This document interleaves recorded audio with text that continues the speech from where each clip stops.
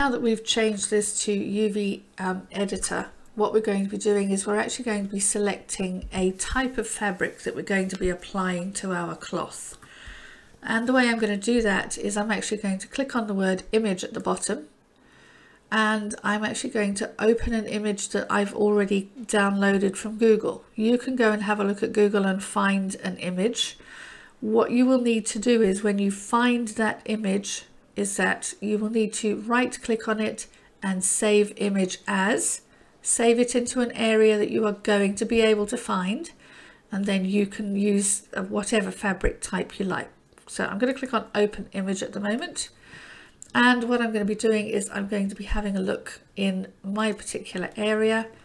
You're going to have to look in either the N drive if you are year 8 upwards, or the Z drive if you are in year 7.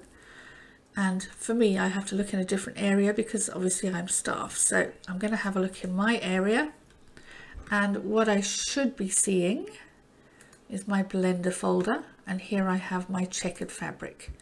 Okay, you can see my fabric sitting here, and I am going to be applying that to my shape so that I've got the fabric on my shape just as I want.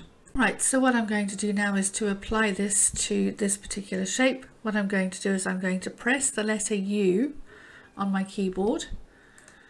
Let's just select A so that we have everything selected. I'm going to press the letter U, and you will see UV mapping comes up. I'm going to click on unwrap, and what you will see is the shape is actually applied on this particular piece of material that I've selected. So now we've applied the surface to the actual area itself, and if we have a look towards the right hand side, we're making sure that we're on the materials tab, and what I've done is I've gone into the area that says surface, and I've chosen diffuse BSDF, and where it says color there's an arrow alongside it, and what I'm going to be doing is I'm actually going to be choosing a texture for this.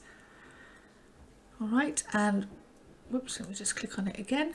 The texture I'm going to be choosing for it is going to be the image texture. Alright, now if you cannot see this, then let me just show you a version of Blender. So a new version, a new page that I've just opened up. So I'm in the same section. We're in Cycles Render, we're in the Materials tab. This is the view you probably have in front of you. And you're thinking, but I can't see where it tells me to change it to materials or anything else. Have a look under the surface heading. You'll see an area that says use nodes. If you click on that, then it will give you the page that I'm looking at the moment. Okay, so if you give that a go for me, and we'll come back to that.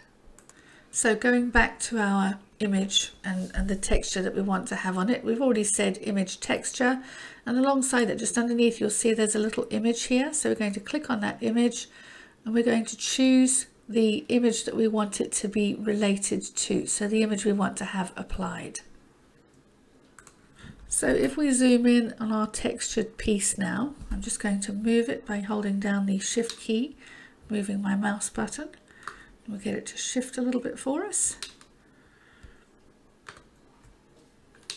Okay, so we can see it a little bit better. And what we're going to be doing is we're going to be having a look at the actual texture of it. We'll go down here to this icon down here. We'll click on this and we'll go into texture. And what it should show you is the texture that we've already applied to the cloth from the fabric sample that we've added.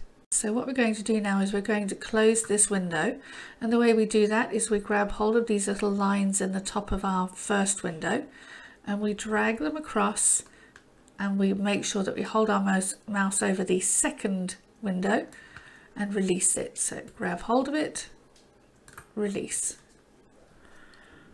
Okay, so now we're back just to one window. Now what we're going to need to do is, for this tablecloth to have any shape, we actually need it to sort of land on a surface of sorts. So what I'm going to be doing is I'm going to be putting a cube underneath it so that we can actually get it to sort of fall over the cube, as it were. Let me just pull this down so we can see it a bit better. And what I might actually do is put the cube over the corner here, and we'll put the chips and everything else on that. We can even scale them down. Okay, so first things first, we're going to add a cube. All right, so we're going to go out of edit mode for a minute. We're going to go back into object mode. You can see our tablecloth here. So I'm going to add a cube. I'm going to press the space bar, add cube, and click on that. Okay, here's my cube. I'm going to press G and grab hold of it, and I'm going to move it across to the corner here. Okay, so it's sitting over here. I'm also going to grab hold of this and move this across as well so that it falls over as well. Alright, so now that I've done that, I want to have a look and see how it's sitting. What I would like to see is that the cube and the cloth are separated just a little bit, okay, so that the cloth is actually going to fall over the cube. I'm probably going to move the cloth a little bit more. Maybe we'll move the cube a bit this way.